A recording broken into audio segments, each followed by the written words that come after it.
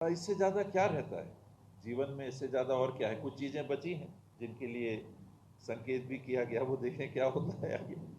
तो वो भविष्य के गर्भ में है, लगे हुए हैं, हम लोग भी लगे हुए हैं, लाइन में लगे हुए हैं, प्रयास कर रहे हैं। कहा गया है, कही गई बातें होती हैं, नहीं होती हैं, ये सब निकट भविष्य के गर्भ में अब डिलीवरी होने वाली है, जो भी होगा। अब पता नहीं क्या होगा, मैं नहीं कह सकता क्या होगा, लेकिन अब बातों को अंजाम तक ले जाने का समय आ गया है कि हाँ या ना। तो ये सारी चीज़ें साथ साथ चलती रहती हैं।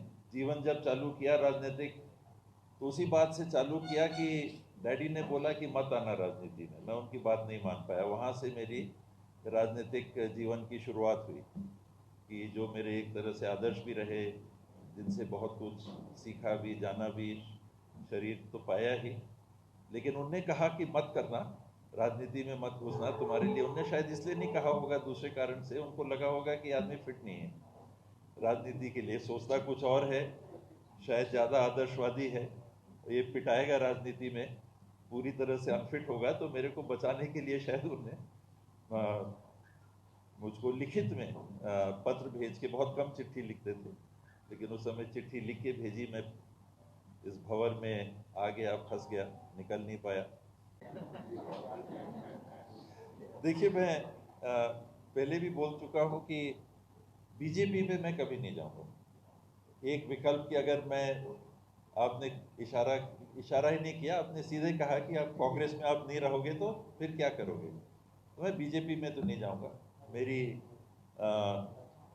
परिवार की 5 पीढ़ियाँ कांग्रेस के साथ आज़ादी के पहले से जुड़ी रही, और मेरे लिए कांग्रेस के बाहर सोचना अत्यधिक कठिन है। बीजेपी तो नेवर, इम्पॉसिबल, वो कभी नहीं होगा।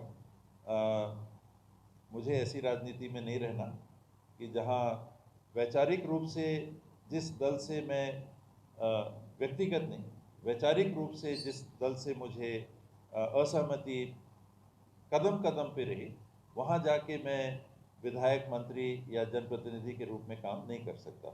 मैं वहाँ कभी नहीं जा पाऊँगा, न जाऊँगा। चुनाव के बाद आप लोग सब जानते हैं कि 4 लोगों को दिल्ली बुलाया गया। मुख्यमंत्री की जब बात हो रही थी, चरणदास महंत जी को, ताम्रध्वज साहू जी को, भूपेश भाई को, मेरे को, ये 4 में स्वाभाविक है कि उस समय तक तो दिमाग में बात नहीं थी, केवल ये था कि पता नहीं क्या होगा। तब फिर दरवाजे पे पहुंच गए थे, ये 4 में से लगता है कि एक होंगे। और वहाँ जो चर्चा हुई, उसके बाद जो परिस्थिति बनी, उसमें मीडिया में भी ये बात चलती रही। उसका आधार जो है, मैं उसमें बहुत कुछ बोलने में अभी भी अपने आप को डिसिप्लिन मानता हूँ। मैं व्यक्तिगत व्यवहार से भी अनुशासन प्रिय हूँ, और पार्टी के भी अनुशासन को मैं पूरी तरजीह देता हूँ।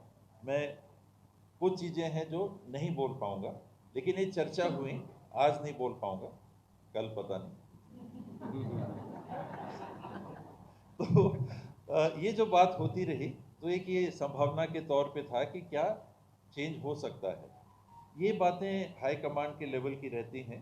इस दरमियान हम लोग भी, मैं भी व्यक्तिगत, हम लोग भी नहीं, हम लोग भी व्यक्तिगत तौर पे, मैं भी हाई कमांड के संपर्क में रहा, और अंतिम हाँ या ना भी नहीं हुआ। तो एक बार ये हो जाए कि कोई चेंज नहीं होना है तो बात खत्म हो जाएगी। और उसमें ये होना है कि कुछ हो सकता है, ये वो 2.5 साल, तो 2.5 साल पूरे हो गए, अब तो 3.5 की ओर हम लोग बढ़ रहे हैं। तो वो 2.5 साल वाली बात तो वो तो इतिहास के पन्नों में चली गई। अब परिवर्तन होगा नहीं होगा, ये प्योर हाईकमांड का रहता है, और वो जिस विचार को लेके अंतिम निर्णय लेंगे, फिर वो परिस्थिति सामने आएगी। अब ज़्यादा मुझे नहीं लगता है कि अब ज़्यादा देर हो। मैं या कोई भी है, बीजेपी में जाऊंगा तो मुख्यमंत्री तो बन नहीं सकता। नहीं ना, देखिए, बीजेपी तो वैचारिक तौर पे मैं जा ही नहीं सकता, और वहाँ ऐसे भी स्कोप नहीं। आपने कहा कि मुख्यमंत्री का चेहरा आम आदमी पार्टी के लिए बन सकता हो, तो वहां तो कोई गुंजाइश वैसी भी नहीं है और वैचारिक मुख्यमंत्री बनना मेरे लिए केवल मुख्यमंत्री बनना लक्ष्य नहीं है। कुछ कर सकें, सुधार सकें, छत्तीसगढ़ में कुछ अंतर ला सकें, ऐसी स्थिति में रहें तो ठीक है।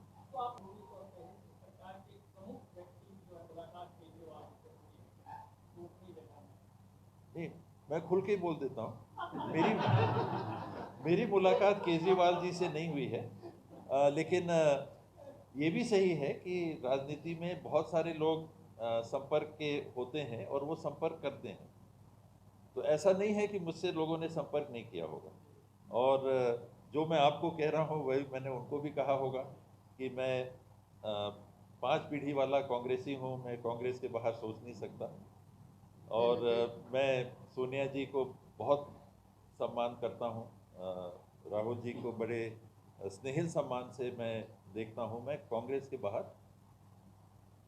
लग सकता है, लेकिन मुझे कभी कभी लगता है कि जैसे हम कहते थे कि अंग्रेजों के समय में क्या होता था, देश का संसाधन तो तुलना नहीं की जा सकती, अंग्रेज तो हमारे ऊपर शासन कर रहे थे, हम एक फेडरल गवर्नमेंटल स्ट्रक्चर के तहत, संविधान के तहत हम काम करते हैं। लेकिन जब राज्यों की इस प्रकार के संसाधनों के माध्यम से आमदनी का जरिया प्रभावित होता है, तो वो राज्य के प्रगति पे निश्चित रूप से नेगेटिव प्रभाव पड़ता है, पड़ेगा ही। बिना आमदनी के आप नहीं कुछ कर सकते। एक्सपेक्ट किया है मध्य प्रदेश की हमारे तरफ नजर है, एक तरफ जो विकास की बात वो कर रहे हैं और इधर घोषणा पत्र में था कि भुक्ति की बात थी, बंदी की बात थी, तो ये विरोधाभास कैसा? ये भी उन बहुत कठिन फैसलों में से एक फैसला है कि एक तरफ चुनाव के पहले घोषणा पत्र के माध्यम से और घोषणा पत्र के बाहर भी सभा एक राजनांदगांव में हुई थी, भूपेश भाई वहाँ मीटिंग ले रहे थे, उस समय मैं अंबिकापुर में था, तो उनका फ़ोन भी आया कि कैसे महाराज कैसे करें। तो करीब 10,000 लोगों की सभा थी, बीके हरिप्रसाद जी भी साथ में थे, और एक आंदोलन सा चला था, महिलाएं उद्वेलित थी, सोशल ग्रुप्स मूवमेंट कर रहे थे, शराबबंदी शराबबंदी शराबबंदी का। और सत्यनारायण शर्मा जी एक प्रमुख लीडर थे जो शराबबंदी के पक्ष में पहल करते थे। उस परिस्थिति में उस दिन मैंने उनको, भूपेश भाई को ये कहा कि ट्राइबल एरिया में तो शराबबंदी उचित नहीं होगा, क्योंकि उनके रीति रिवाज और उनकी जो संवेदनशीलताएं उसके विपरीत जाएगा। तो ट्राइबल एरिया में तो शराबबंदी नहीं, वो उनकी स्वेच्छा, पेशा नियम और बाकी नियमों में व्यवस्था है ही है। और अन्य क्षेत्रों में देख लीजिए। तो उस परिस्थिति में ये घोषणा हुई थी, और मुख्यमंत्री जी ने भी बयान दिया है, हम उससे पीछे नहीं हटे हैं, हमने कमेटियां भी बनाई हैं, हम उसका अध्ययन भी कर रहे हैं। एक तरफ कठिनाई इसमें क्या है, सर्वविदित है कि एक तरफ रेवेन्यू है 5,000 6,000 करोड़ का, और दूसरी तरफ सामाजिक व्यवस्था है। इसके बीच में आता है तस्करी, शराब की तस्करी को रोकना। तो ये कठिन निर्णय है जिसको घोषणा पत्र में सम्मिलित किया गया, क्रियान्वित करना टफ निर्णय। राय आनी थी वो आ गई है मुख्यमंत्री जी से। लेकिन डीजल, पेट्रोल और शराब को लेकर जीएसटी में नहीं लाया गया, इसको लेकर बैठक में कांग्रेस की तो चर्चा की जा रही है, हो रही है, इसमें चर्चा हो रही है, और इसमें राज्यों का विरोध है, राज्यों का इसमें विरोध है, इस बाबत की आमदनी का एक बड़ा जरिया राज्यों का और टूट जाएगा। पब्लिक को ये लगता है कि अगर रेट कम होगा, जीएसटी में आ जाएंगे तो हमारा रेट कम हो जाएगा, जो जरूरी नहीं है।